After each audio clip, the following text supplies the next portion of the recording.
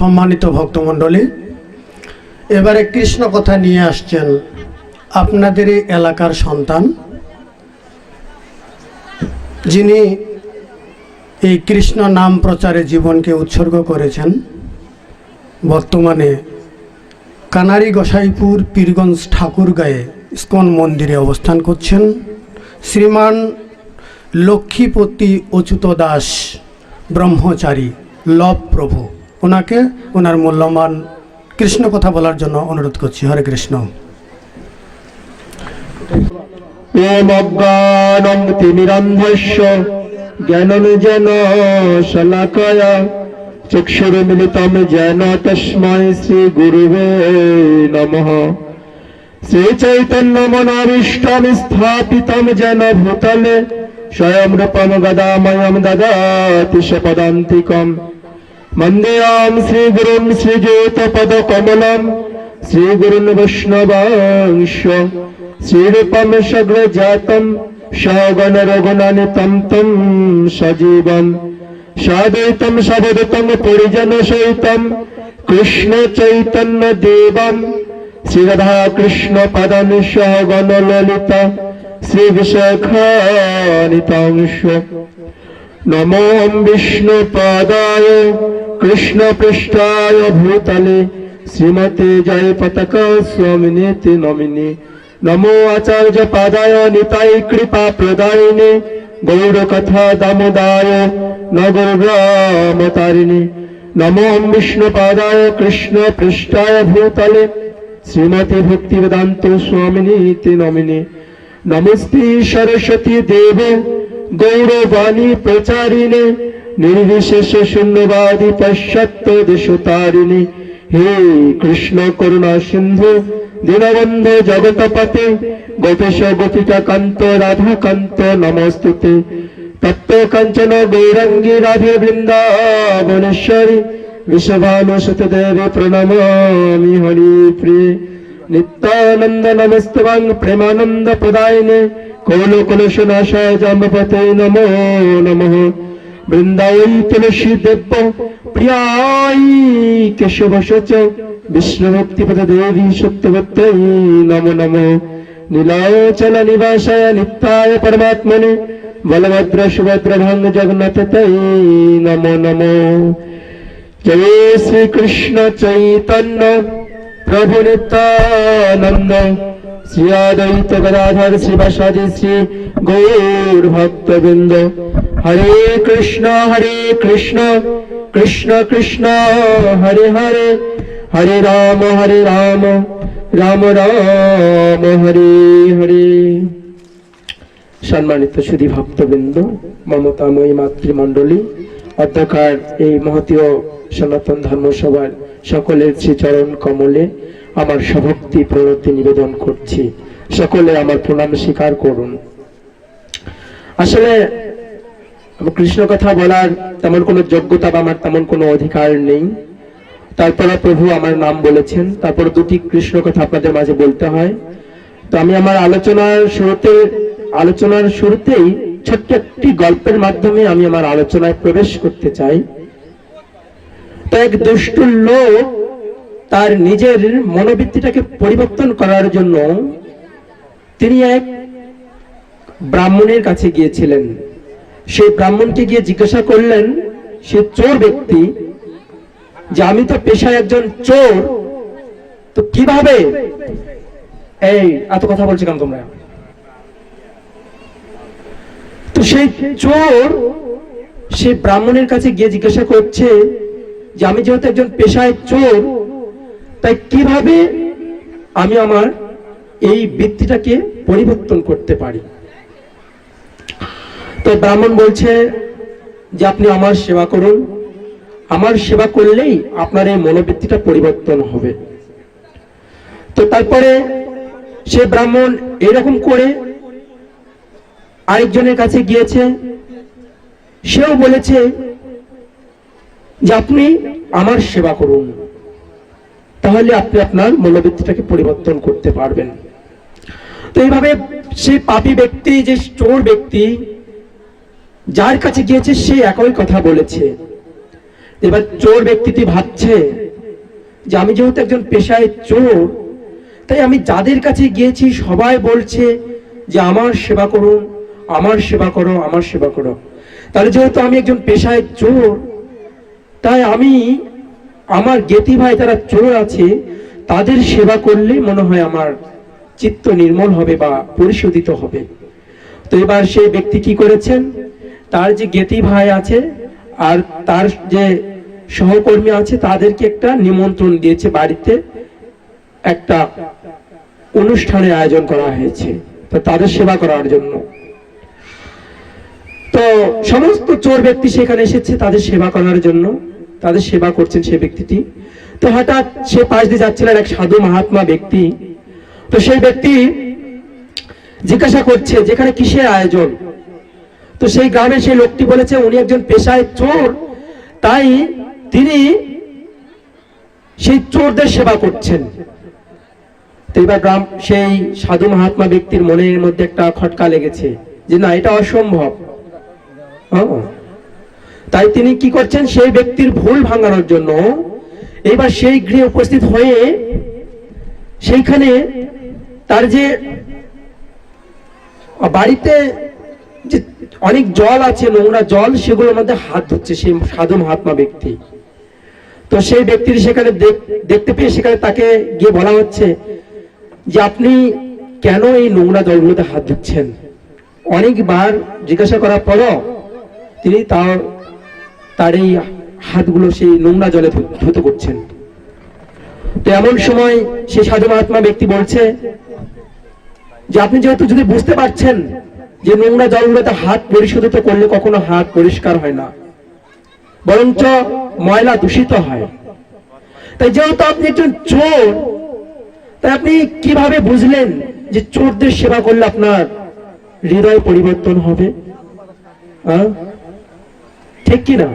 যে একজন চোর ব্যক্তি সে কিভাবে তার চোরদের সেবা করলে সে তার মনোবৃত্তির পরিবর্তন হবে? এটা তো সম্ভব নয়। এবার সেই ব্যক্তিটি বুঝতে পেরেছেন যে আসলে এটা আদৌ সম্ভব নয়, তাই তিনি সেই সাধু মহাত্মা ব্যক্তির চরণে পড়ে গেলেন। তো এইভাবে আমরা এই জগতে আমরা মনে করছি আমরা যে যার মতো করে সেবা করলে হয়তো ভগবানকে পাবো, কিন্তু না, আদৌ আমরা যে যেভাবে ভগবানকে ভজনা করি না কেন সেটা হয় না। ভগবান বলছেন ভগবদ গীতার উদ্ধৃতি দিয়ে আমি বলতে চাই যে মন্মনা মদ ভক্ত মদ জাজি মাম নমস্কুরু মাময় বৈশিষ্ট্য সত্যন্তে প্রীতি জানো প্রিয়সীমে। তারপরে চলকে ভগবান শ্রীকৃষ্ণ বলেছেন সর্বধর্মান পরিত্যাজ্য মামেকাং শরণং ব্রজ অহং তাং সর্ব পাপেভ্য মোক্ষামে মা শুচ। এই দুটি শ্লোক আপনারা সবাই জানেন যে ভগবান বলছেন মনমনা মদ ভক্ত, মনমনা আমাতে চিত্ত সমর্পণ করো, মদ ভক্ত আমার ভক্ত হও, মদ জাজি আমার পূজা করেন।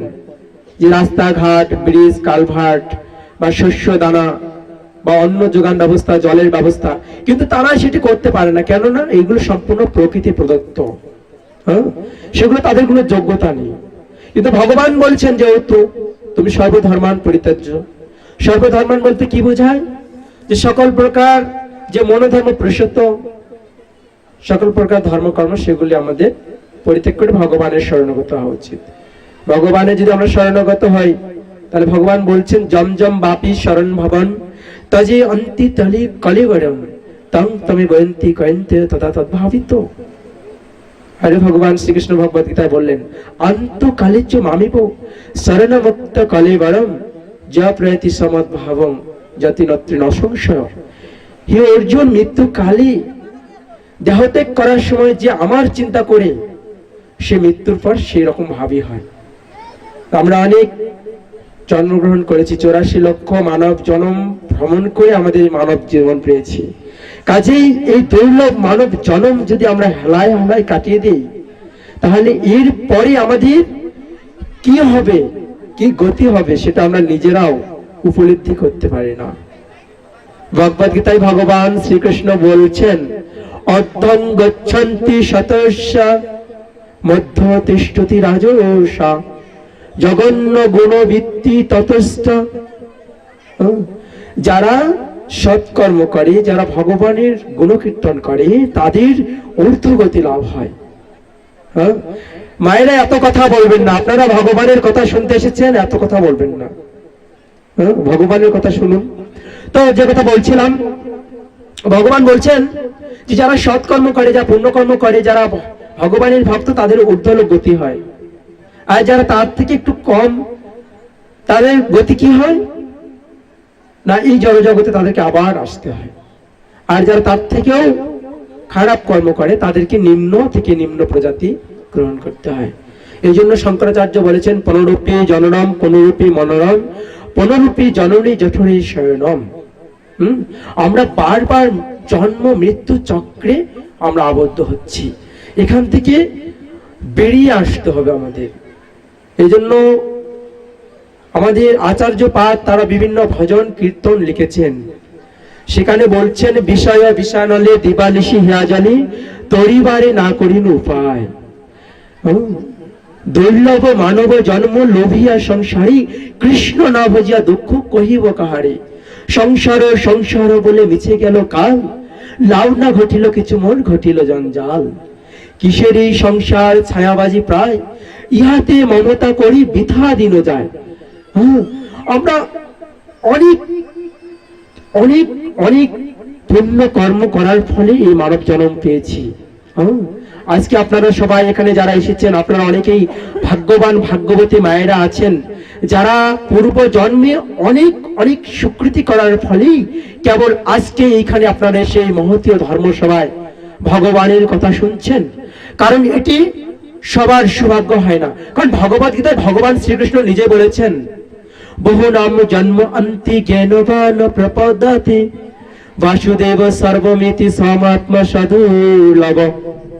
যে বহু বহু জন্মের পর একজন তত্ত্বজ্ঞ ব্যক্তি আমাকে জেনে ভজনা করে, এইরকম মহাত্মা ব্যক্তি অত্যন্ত দুর্লভ। এইরকম মহাত্মা ব্যক্তি অত্যন্ত দুর্লভ। কাজে আপনারা অনেকেই ভাগ্যবান যারা এই ভগবানের নাম গুণ কীর্তন করছেন, সাধু সঙ্গ করছেন। কারণ সাধু সঙ্গটা অত্যন্ত দুর্লভ। শাস্ত্রী বলেছে, সাধু সঙ্গ সর্বশাস্ত্রী কয়, লব মাত্র সাধু সঙ্গ কৃষ্ণ প্রাপ্তি হয়। আমাদের কৃষ্ণ ভক্তির মূলটাই হচ্ছে সাধু সঙ্গ। কৃষ্ণ ভক্তির মূলটা কি? কৃষ্ণ ভক্তির মূলটাই হচ্ছে সাধু সঙ্গ।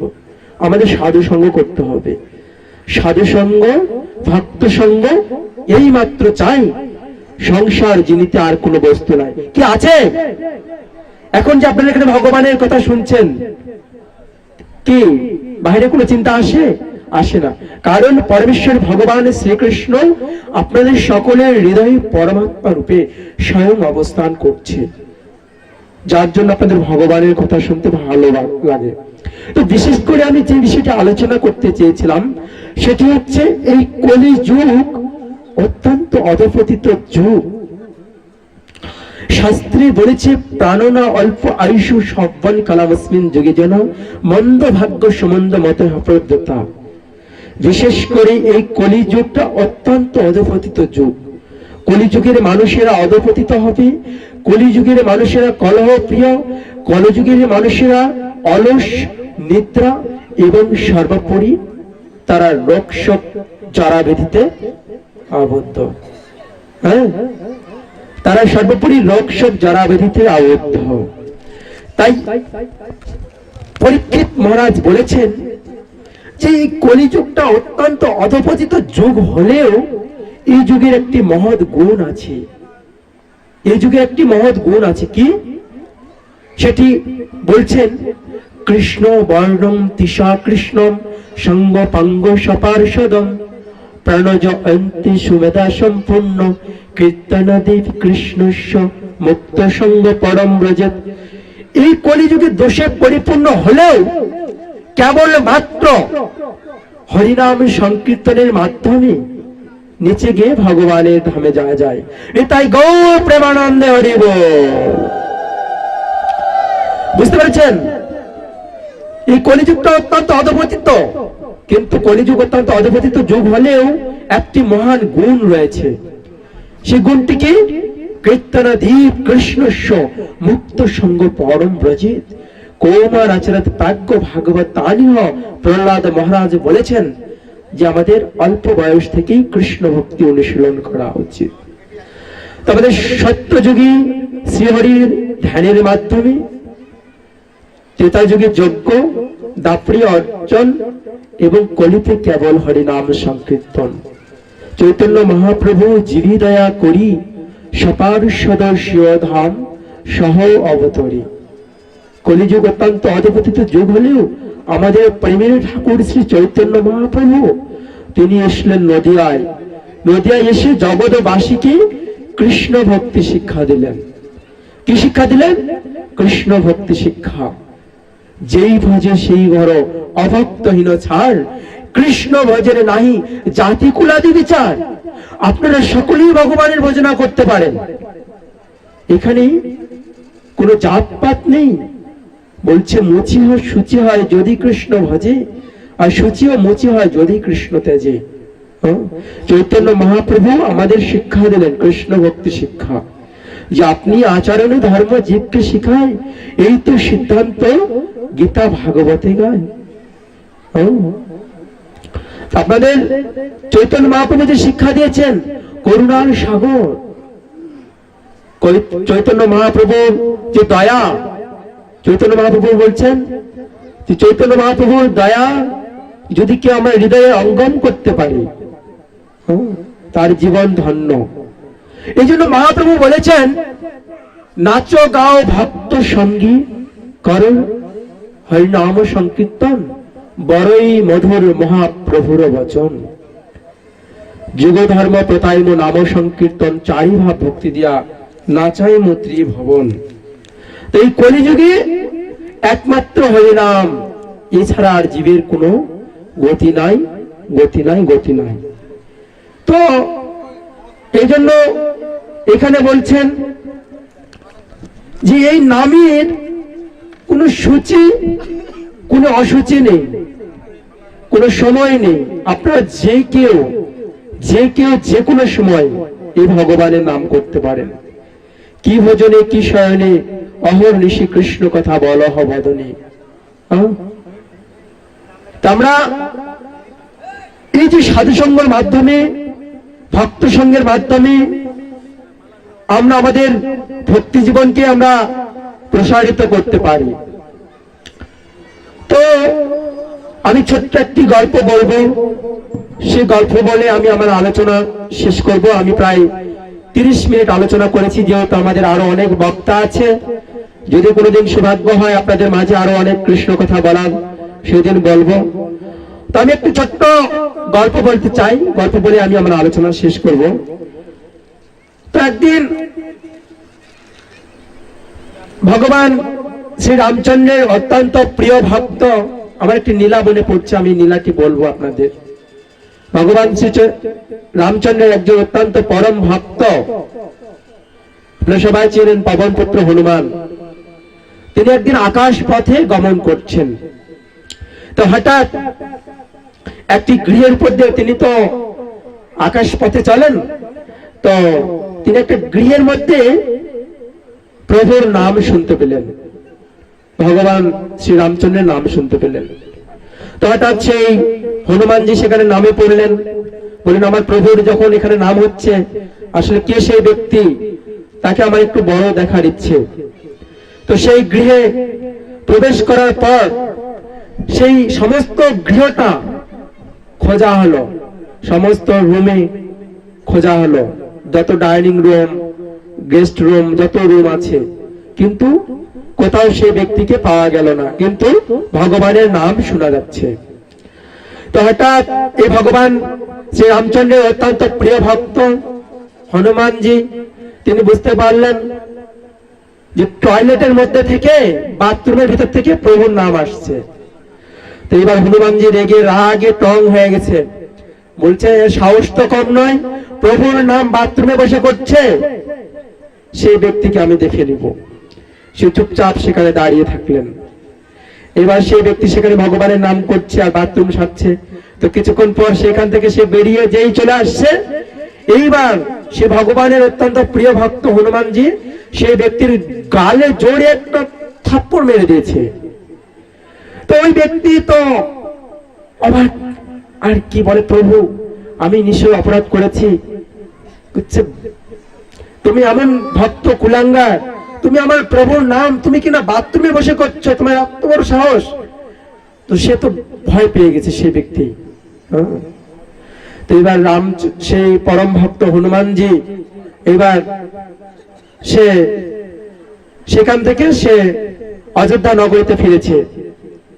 তো অযোধ্যা নগরীতে ফিরেই সে দেখে, সে ভক্ত পরম ভক্ত হনুমানজি দেখছেন যে তার প্রভু রামচন্দ্র সেই রাজ সিংহাসনে বসে গালে হাত দিয়ে আছে।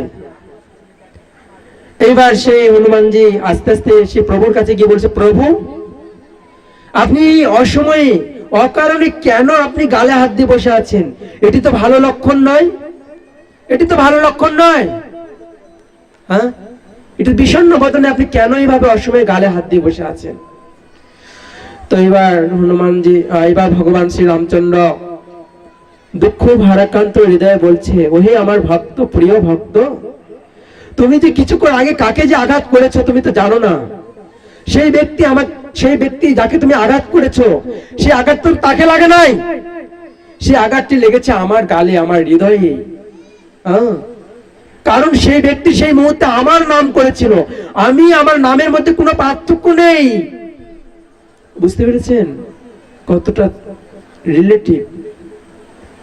ভগবানের নাম এবং ভগবানের বিগ্রহ, ভগবানের চিৎ স্বরূপ রূপ, কোনো পার্থক্য নেই। যে ভগবানের কথা আলোচনা হচ্ছে, এখানে ভগবানের স্বয়ং উপস্থিত।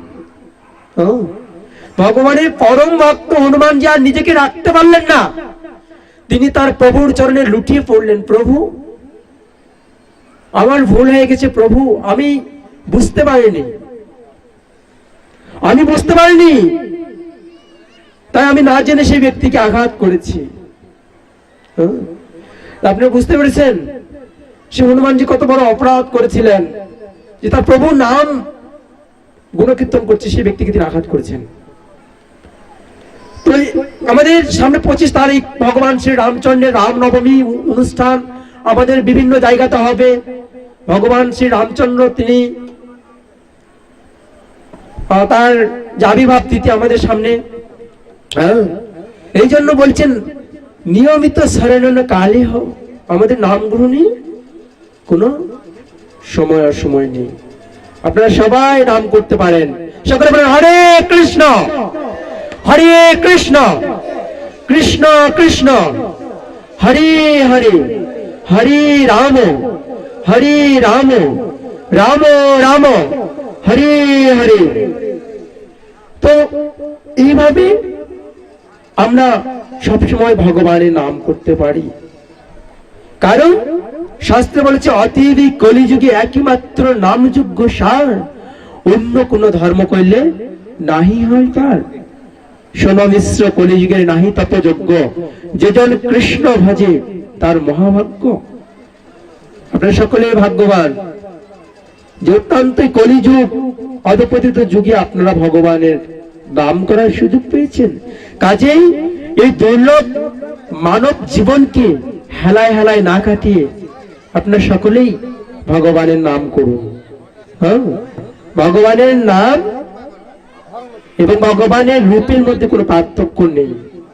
বলছে ঈশ্বর পরম কৃষ্ণ ছাচ্চিদানন্দ, আমি শেষ করব, ঈশ্বর পরম কৃষ্ণ ছাচ্চিদানন্দ বিগ্রহ অনাদি আদি গোবিন্দ সর্বকারণে করণ কারণ। তো কাজেই আপনারা সকলেই ভগবানের নাম করুন, সাধুসঙ্গ করুন, প্রতিদিন ভগবানকে প্রণতি নিবেদন করুন, ভগবানকে ফুল তুলসী নিবেদন করুন, ভগবানের প্রসাদ সেবা করুন, গলায় মালা দিন। এগুলো আমাদের সনাতন ধর্মের কৃষ্টি কালচার, এগুলো হৃদয়ঙ্গম করুন, নিজেকে লালায়িত করুন। আজকে এখানে এসেছেন, আপনারা এখান থেকে শিক্ষা নিয়ে যান, যেগুলি নিয়ে গিয়ে আপনাদের নিজের জীবনের উপর আপনারা প্রয়োগ করুন। নিজের জীবনের উপর আপনারা প্রয়োগ করুন, দেখবেন যে কত শান্তি, কত আনন্দ, দিব্য আনন্দ, কত আনন্দ, কত প্রেম, এই রামের মধ্যে কত প্রেম রয়েছে। তো সকলকে ধন্যবাদ। আসলে আমি অনেক ছোট মানুষ, আমার বলার মাঝে যদি কোনো ভুল ত্রুটি অপরাধ হয়ে থাকে আপনারা সকলেই ক্ষমা সুন্দর দৃষ্টিতে দেখবেন। আমাদের আরো অনেক আলোচক বিন্দু রয়েছে। সর্বোপরি আমাদের প্রধান আলোচক শ্রীমান জিতেন্দ্র দাস প্রভু, তিনি আলোচনা করবেন, আপনারা সকলে তার আলোচনা শুনবেন। এবং আমাদের আলোচনার পরপরই আমাদের বড় পর্দায় সিনেমা দেখানো হবে, সেখানে সারা বিশ্বে কিভাবে সনাতন ধর্ম প্রচার হচ্ছে সেটি আপনারা দেখতে পারবেন। তো সকলের চরণ কমলে আমার বৈষ্ণবীয় দণ্ডবত প্রণতি নিবেদন করে আমি আমার বক্তব্য এখানেই সমাপ্ত করলাম। আমার ভাষার মাঝে কোনো ভুল ত্রুটি অপরাধ হলে সকলেই কৃপা সুন্দর দৃষ্টিতে দেখবেন এবং সকলেই কৃপা আশীর্বাদ করবেন যেন আমি আবার আপনাদের মাঝে আবার কোনোদিন বা কোনো সময় যদি হয়, যদি কৃষ্ণ কথা আলোচনা করার সুযোগ হয়, সেদিন দুই চারটি কথা আরো বলবো। তো সকলকে ধন্যবাদ, সকলে আমার জন্য কৃপা আশীর্বাদ করবেন। জয় শ্রীকৃষ্ণ চৈতন্য প্রভু নিত্যানন্দ, শ্রী অদ্বৈত গদাধর শ্রীবাসাদি শ্রী গৌর ভক্তবৃন্দ। হরে কৃষ্ণ কৃষ্ণ কৃষ্ণ হরে হরে, হরে রাম রাম রাম হরে হরে। সকলকে ধন্যবাদ। জয় শিল প্রভুপাদ, জয় গুরু মহারাজ, জয় হোক সকলের। হরে কৃষ্ণ।